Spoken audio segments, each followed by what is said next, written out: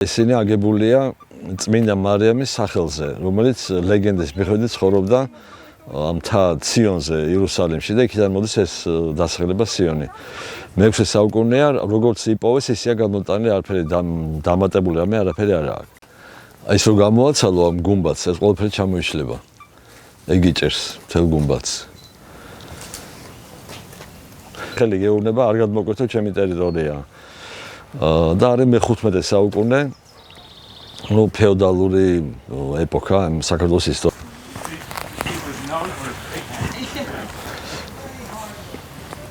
ეს არის მეომარი აქა.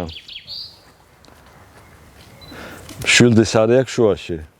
ეს არის ძალიან დადებითი პიროვნება, ვისაც მეანიჭეს ეგეთ პრიორიტეტი, რომ თვითონ გააღოს 60-ის კარები თავისი 60-ის გასაღებით. აი 60-ის გასაღებია. ხოდა ეს ქვა აღმოსავლეთ საქართველოსთან განაწილებული და ეს იესე თავის ცოლთან ერთად იყო, აი იქ რო იდგენეს ჯგუფი რო იდგა ქვემოთ იქ არის აკლდამა.